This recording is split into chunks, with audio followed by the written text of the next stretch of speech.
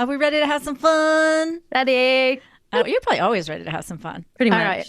right. We have a similar focus on play. I actually wrote part of a book this year on how to amp up your creativity for anybody, not just for artists or creative people. And one of my main recommendations is play. Just have fun with it. Get silly, get curious. Don't take yourself so seriously. And so I'm curious if you could share a little bit. I know you talk about play being essential and that laughter builds resiliency. Can you share a little bit more about that? Yeah, I'd love to. I believe that we all desire play space. And as kids, we use play and curiosity to learn about the world. It's kind of our primary tool for figuring out the way that the world works. And then as we grow up, society tells us adults don't play. But since it's our primary learning tool, it's really important. And it also frees us. We spend a lot of time, I think, and at least this is how I grew up, learning how to fit into the mold that society kind of told me I should, and on myself, and becoming more fixed, because on a spectrum of being fixed and set in the way that we are and the things that we do and how we operate versus being more free, we tend to, when we move toward adulting, toward the fixed end. But I believe that play frees us up to really embrace who we are, connect with each other. That one's huge for me. I think the moment we start to be playful and stop thinking and start being, we can connect more deeply. And those connections they build resiliency. So simply by being in relationship with someone in a playful space, it builds your resilience, because when you're playing, almost always you're saying yes to the people you're playing with and to yourself. There's not really like a right and a wrong. It's just, okay, we're playing. So that builds your resilience, because then you feel like, okay, what I have to offer is right, or it is good. It is a thing. It's a yes. Yes is being said.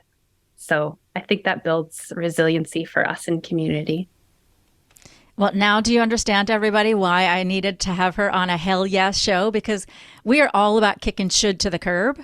And what a fun way to do it, to jump into play and to not sit there and try and figure out how to do it, to just enjoy.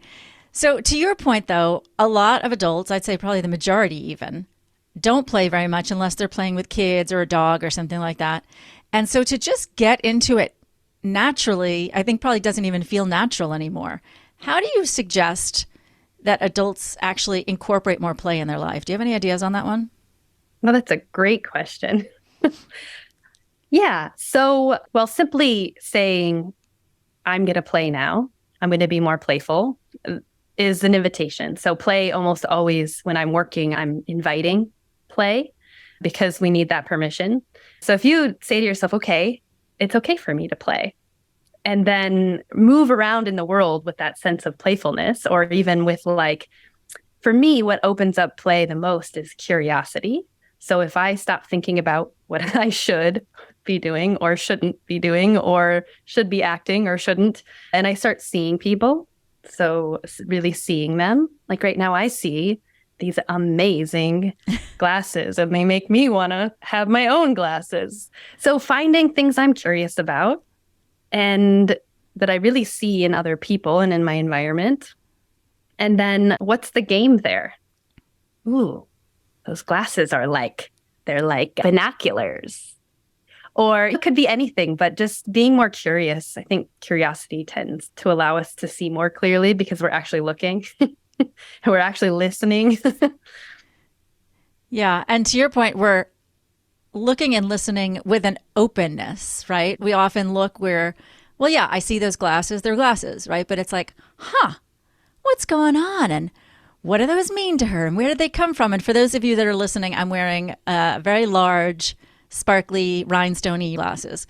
So yeah, I see totally what you're saying. And interestingly, in my chapter, curiosity was one of my other recommendations for creativity. So it seems like there's a lot of crossover between play and creativity, which I guess makes sense. It's basically getting back into our essence, letting ourselves just be, right? Play and curiosity and creativity is just coming back to our natural way of being in the world. So what inspired you to be a clown? Well, I believe I've always been a clown, but I also believe that we all have a clown sense within us, and it comes from that space of play and curiosity. But I discovered clown through my theater training, my professional theater training. I went to a school in Northern California after my undergraduate that was specifically in ensemble-based physical theater. So we created new work as a team, and that work was always physical. And one of the blocks of training in that year was a clown block. And when I got to that training block, I both confronted myself hugely. I was so challenged. And at the same time, through the kind of like brave pushing through the challenge, I realized that all of the things about me that I had spent my life hiding, being embarrassed about, feeling maybe that weren't good enough, those were the things that made me. And in the clown world, those were the things that brought me to life. So they were my strengths instead of my weaknesses. Wow. And I was like, wow, I could live life like this. That's amazing. Could you expand a little bit more on that? Like how you were able to lean into those and use them in your performance? Yeah. So after going to school, I was like, oh my gosh, there's this whole world. So I started creating work. I moved to San Francisco and then New York and then back to San Francisco, creating work. And I've worked with organizations such as the Medical Clown Project, which is a San Francisco-based healthcare clowning organization. And we visit different healthcare facilities and elder care facilities around the Bay Area. There's hospitals, rehabilitation clinics. And we always visit in twos, and we bring our full selves. We bring our curiosity, our play, and we enliven the space, whether it's a hospital room. We create an invitation to play. Our goal is to create a space in which people feel that they can play so that they open up to connect. That's just amazing. I want to just take a quick side note. For any of you that maybe have a wild idea and you think, well, I would love to do DOT, but there's no way I can make a living at it. This is proof. I mean, the idea that you are making life change for people around the world as a clown, these are words that most people would not put together, and yet it's possible and you're doing it, and I just want to put that out there. What I forgot to do for my intro, in honor of Hannah, I actually have this in my house because it is something that I use, but I'm going to put this on briefly.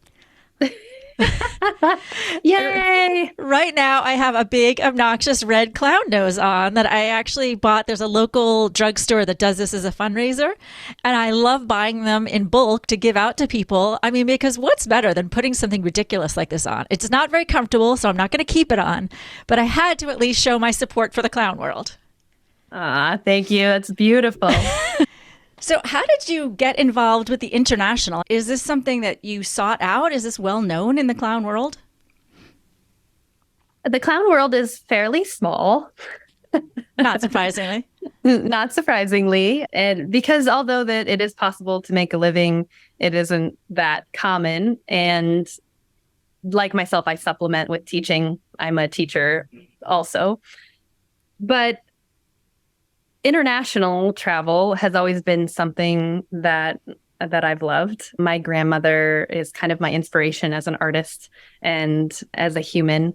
And growing up, she really taught me to value different perspectives and also to kind of see that the world has a lot that it can teach us. And so if we're willing to go out, and it's possible for us to go out and explore and meet people and learn how they live, that there are different ways of living and being, then it can expand our mind. So I've always been a traveler, thanks to my grandmother. And I had a mentor, a dear friend, once when I was struggling in San Francisco as an actor, and I was asking for advice. And I said, I just don't know how to make a living being an actor. I love it. I love it so much. I'm passionate about it. And I know that it makes change in the world. We need storytellers. And he asked me, well, what else do you love as much as performing and storytelling? And I said, well, traveling. And this is actually a dear friend that we share. Oh, well, I know who you're Anthony's. talking about. And he said, "What do you also love?" And I said, "Travel." And so that was the moment where I had this, oh, I could do both at the same time. Wow. So it was a mind-opening kind of conversation for me. And I love that it came from focusing on what you love to do and then creating your life from there. I mean, that is the core of a hell yes. It's tuning into yourself and saying yes to yourself and not, well, I won't be able to make as much money, so I should stay here. Or, I don't know, I need to be near my friends, or whatever other reasons we give ourselves for not stepping forward into what really could light us up. And so, again, I'm going to just keep giving you kudos because I just really appreciate the way you're living your life. Not that you're looking for my approval, but I'm just going to congratulate you anyway. No, thank you. It's so great to hear. We forget to tell each other things that we admire. So it's really beautiful to hear that from you. Thanks. Thanks. Yeah. One of the questions I'll ask you later about is my go-to. I ask everybody to brag. And I also suggest that we start asking each other that question on a regular basis. So instead of how are you, it's like, what are you proud of right now? And I get that pride is an ego thing, but yet it still feels really good to acknowledge ourselves, because some days it's just, you know what, I took care of myself. I fed myself and that was enough. And just acknowledge that you did that. And other days it's, well, I clowned in Pakistan. I mean, there's a range. I like that question. Someone asked me recently, what unrealized project are you most excited about? Ooh. And I love that question because it doesn't mean it has, I mean, most people will go to something creative, I think, and something that is that big blue sky dream that they always like think about, well, if I could earn money doing that, or if this and that. And so it's such a great question to learn about somebody, because it's like, it opens up a door of what their like blue sky sort of dreamer self is into. Yeah. One of my go-to kind of cocktail party, not that I've been going to many cocktail parties, but that kind of thing is, if you could do a TED Talk, what would the topic be? Which is kind of a similar, because then you can see what are they passionate about? What's the message that they want to get out? So I'm going to share that one. Since you brought it up, though, I am curious, do you have a pie in the sky unfulfilled project? I do. Of course. I have quite a few, but one that I'm really passionate about right now and working toward finding funding for. I've done a lot of work that with Clowns Without Borders and otherwise, where I go somewhere and I teach or I perform for a shortish period of time, feel like I'm making some impact, but it's always short and it's not sustainable. And so one of my dreams is to create programming that's sustainable, and not just in terms of the work continuing, but also making jobs for young artists and actors in the places where I go. So I have a dream to create an organization that teaches young actors tools of applied theater. So how to use tools of theater, play, clowning to run workshops and programming that serves their community. And I want to start in refugee camps and other communities and partner with humanitarian aid organizations for funding, and see if I can set up some programs that both are sustainable, but also give these young people around the world that I meet who don't have access to training always, and they want to be artists, and they're sacrificing sometimes a lot to say, I want to be an actor. It's not, even more so than in the US. In other places, it can be really frowned upon or irresponsible to take on this idea of being an artist or an actor. And families will kind of disown you if you make that choice. So a lot of young actors and artists are making big choices to follow their passion. And I want to give them some resources to kind of make their dreams possible. What a beautiful dream. And you've now spoken it into the world. So who knows who's listening? I believe that I feel like a dream like that has to happen. And it's just so beautiful to think about what could happen when people are able to step into that, especially the play. And if they do something like you, where they're going to touch other lives. Because I was thinking, when you were talking about dropping into these refugee camps, they must love it. I'd be curious to know, when you leave, is there a sense of loss, or do they actually get playful with each other? I would imagine a lot of the adults are still stuck in survival mode and trying to figure out how they're going to feed their kids and get out of this situation. So to ask them to play on a long-term basis feels maybe unrealistic, but it'd be interesting to know the lasting impact of your visits. The last thing we want to do is create some negative impact. When we do these projects, we always have a on-site partner, and we're always invited. And we're only ever going places where an aid organization is already providing aid, humanitarian aid. So food, water, shelter, which is not all that humans need.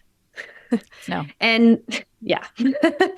So that way the very basic needs are being taken care of, because without that, you are in complete survival mode and it isn't possible to access play.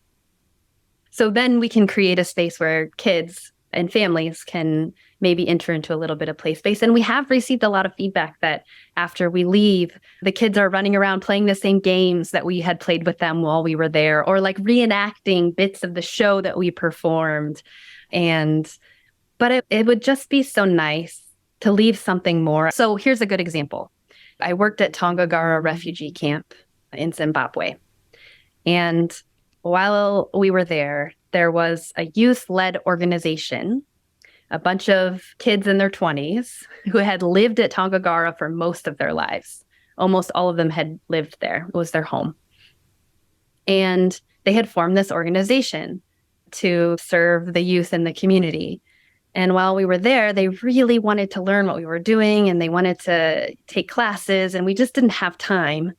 But they inspired me because if I was able to find the funding to go back to teach them what we do and then give them the tools to teach it themselves, they could have regular ongoing classes where kids in the camp can come and learn clowning and improvisation and just keep re-sparking that spark so that the play, sometimes we need another reminder. Yeah. You can play again.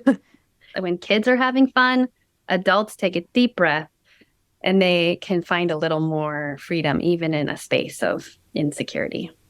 Yeah, that makes sense. Wow, it's so amazing that they grew up in such a situation and that they went to the effort of coming together and creating that organization. So again, I hope that you are able to work longer term to help support all of these organizations. I believe it's going to happen.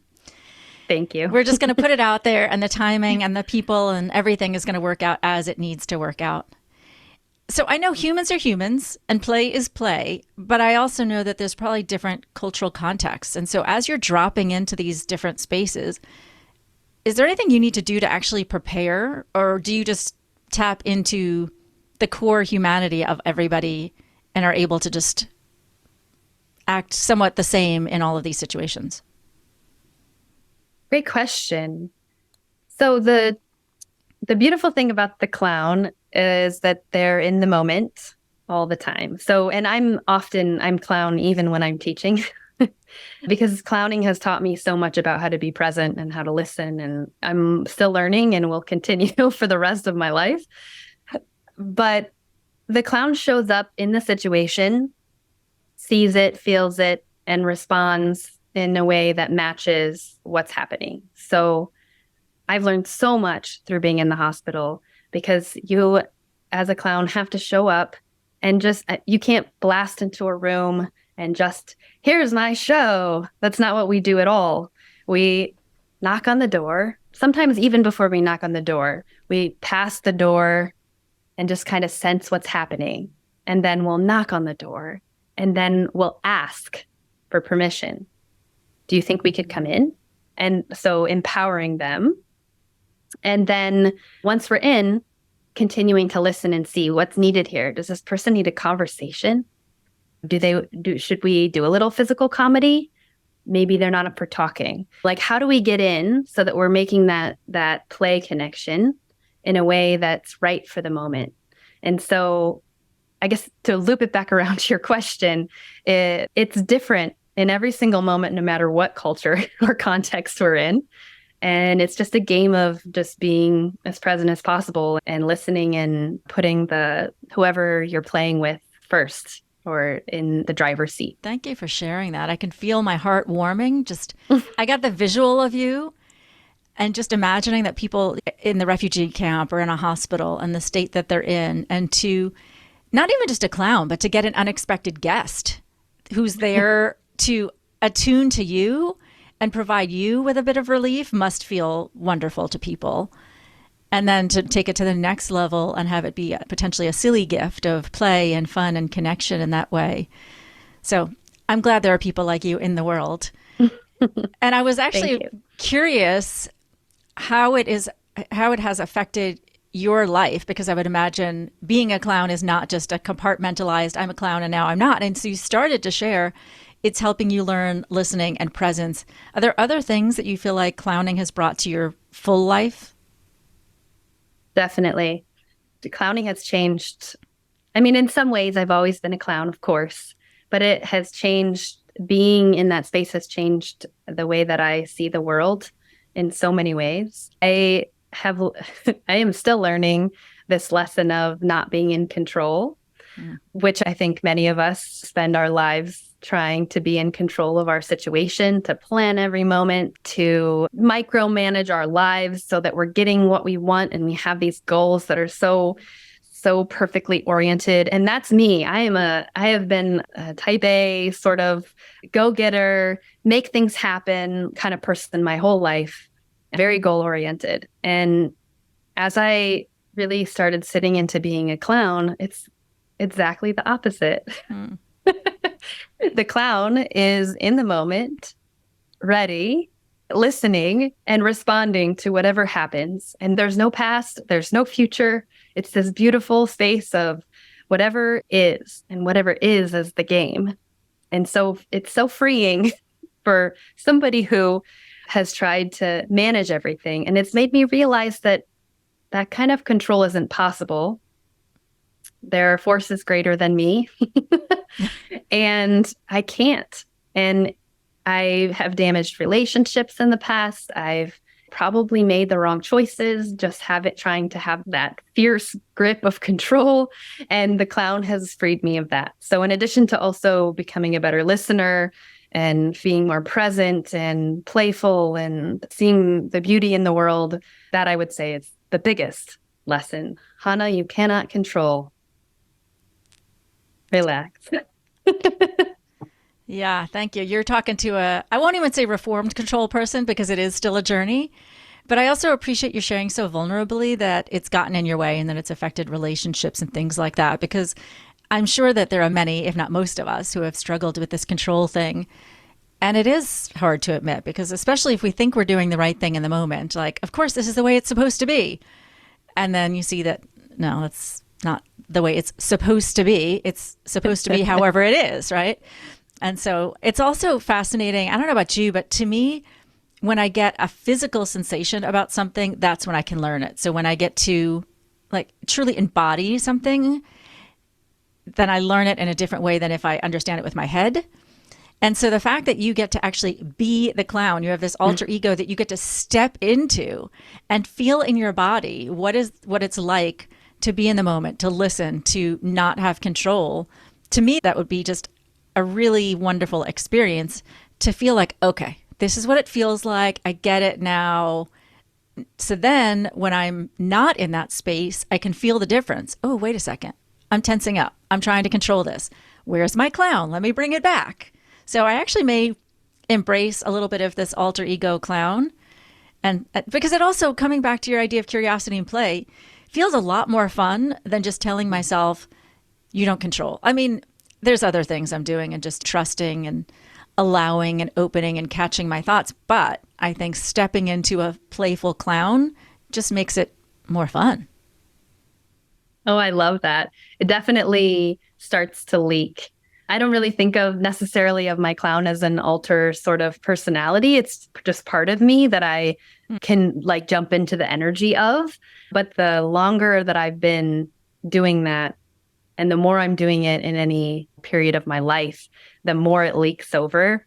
And I start to find myself clowning as I walk down the street. I mean, I am 100% of the time stopping myself from running into things and tripping on things on purpose. It's like a tick.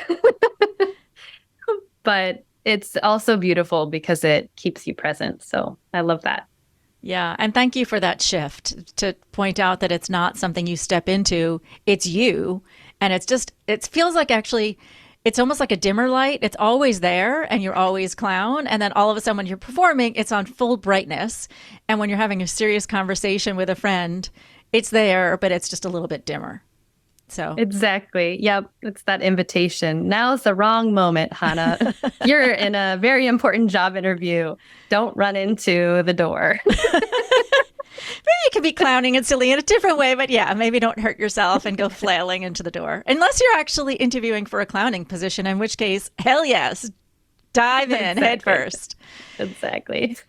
You brought up something when you were just talking about kind of comparing the differences between being in that kind of clowning space and then the control, like the controlling part of us that wants to like make sure things are right.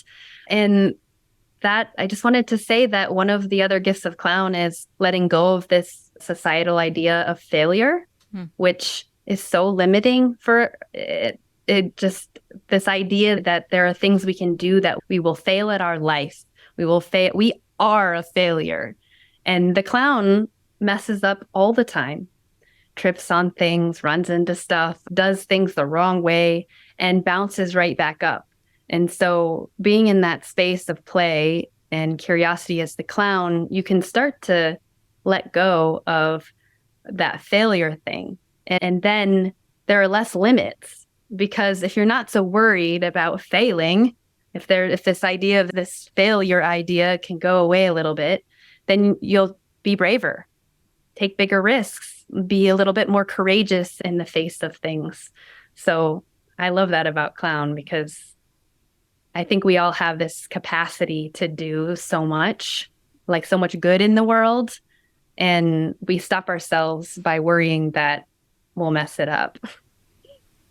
Yeah, thank you so much for pointing that out.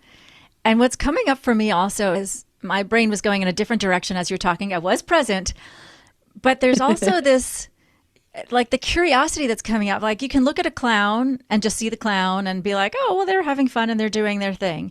And now hearing you speak, I get this inside invitation of what clowning really is and how I can incorporate that into my life.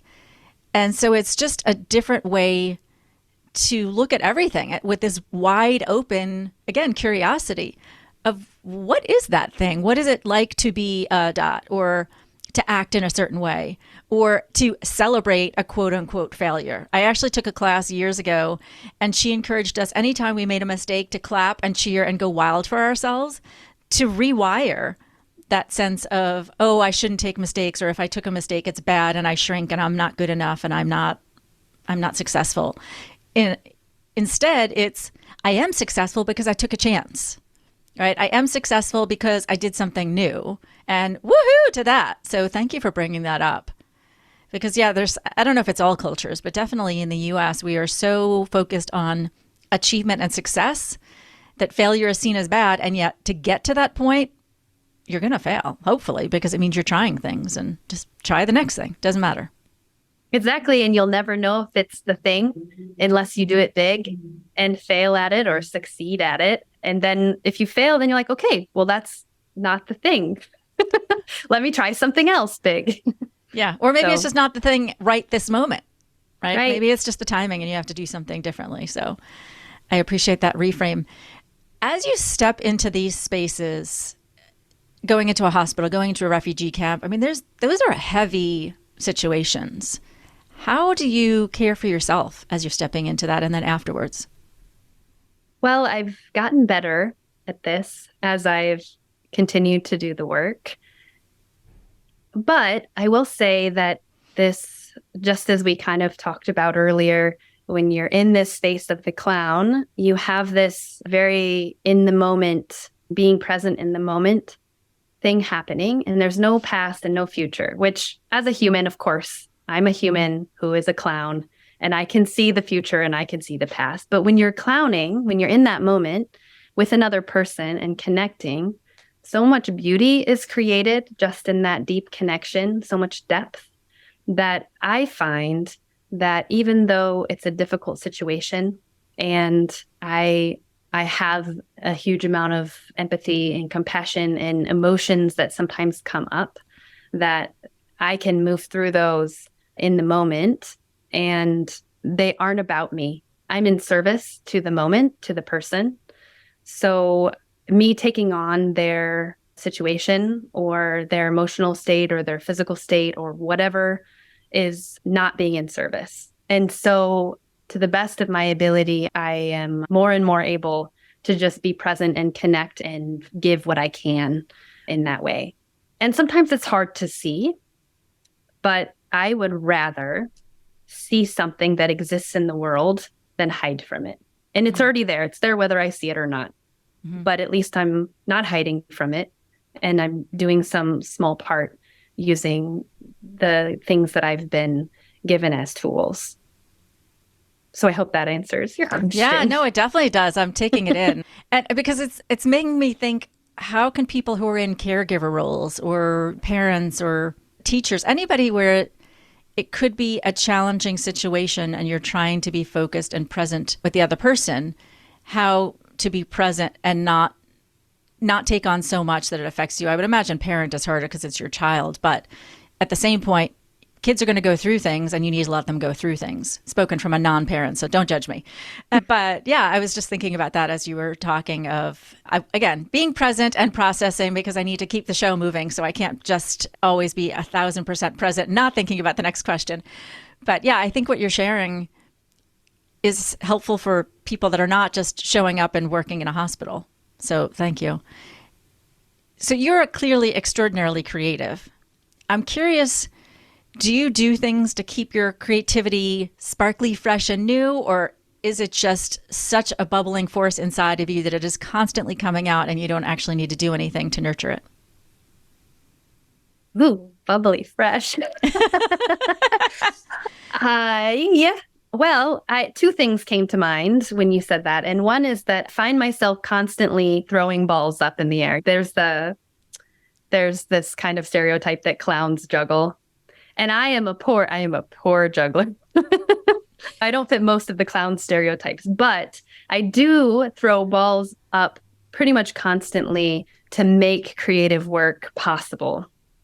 So I'm always, and this is more of an intellectual / creative space because there has to be money coming from somewhere. And I would rather that money is going into projects that are using art for good in the world.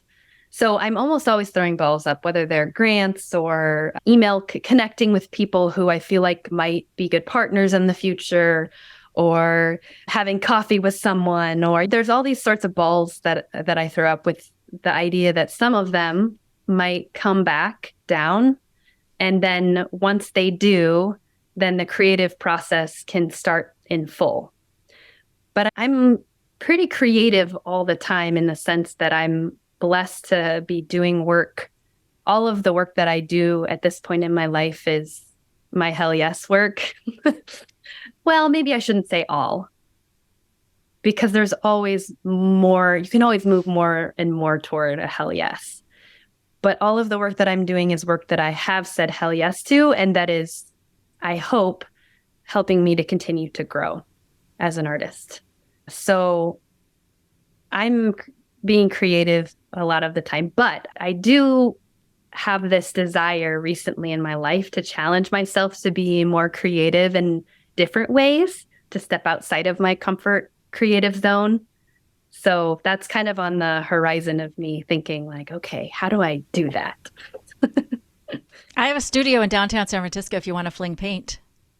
Ooh, I'd love to fling paint. Yeah. Besides paint flinging, what are some of the other stretch out of your comfort zone areas that you're interested in? Oh, great question. I don't know that I've even articulated that for myself. Okay. I think when I say that, I mean challenging myself when I create new pieces of theater to do things that aren't my go-tos. So it's really easy for me. I have this whole set of stuff that I do when I teach, and things that I do in the realm of clown, or things in the realm of acrobatic theater. And I always find myself in these projects that are very time compressed. And so I go to my go-tos. It's like, okay, I know this will work. And I only have 2 days. So here we go. So I think what would be a challenge for me, a creative growth challenge would be to give myself more time to sit in a creative space, creating theater that I haven't made before, something completely different that isn't at all pulling from my go-tos, like my trusted go-tos.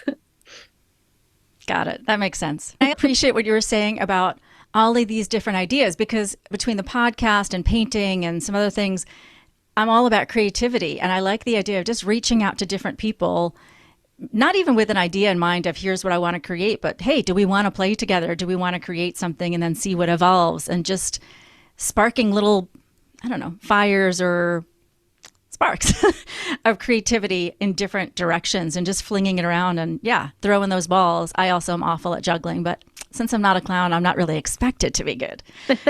So thanks for that. So if people that are listening want to, not necessarily to be a clown, but they want some help in being playful. We already said be present and be curious and follow what comes up and things like that. But people may still be like, well, I still don't really know. And again, I would say go borrow somebody's dog if you don't have one, or hang out with kids because they are just natural teachers of play. You can't possibly be around 4-year-olds and not want to just jump into the middle of what they're doing. Or at least I can't. I shouldn't tell everybody that they can't, but I think they are magical teachers. But are there like, I don't know, online things or any like really brief, easy games even that you would suggest people can play to just spark a little bit more of that play? Yeah, I would say something that's easily accessible almost anywhere in the United States, at least, is taking an improv class. And I'm not in the improv kind of world, but all of my work is improv based. There's a reason why it's used for team building. It does all of the things that clown does. So it requires you to be in the moment. It requires you to not think. You have to just respond and to be curious, to be present. So if you can find an improv class in your area, or even better, if you can find a clowning class, probably less likely. Or contact improvisation is another thing to study, and that's more physical based. It's basically moving, improvisational movement, often with a partner. And then in terms of games or things you can do, it depends on if you're in person or in a Zoom space. But here's a game you can do either way, which is somebody starts a movement and a sound. And I always go for be silly and big. So if I start a movement and a sound and I go, wah, then you basically pass that around the circle. I mean, there are a million games, but this one's fun. You pass it around the circle, trying to do it the same. And then you pass it around, making it bigger and bigger and bigger and bigger until it's so big that everybody starts doing it at the same time. But there are also many.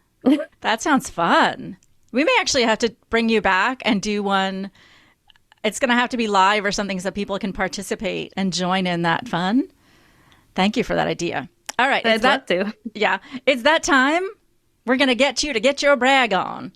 So again, anything that you want to brag about, whether it's something in the moment, who you are, how you show up, what you offer, anything you want, tell us what you are proud of. Ooh, I'm proud of the way I live my life.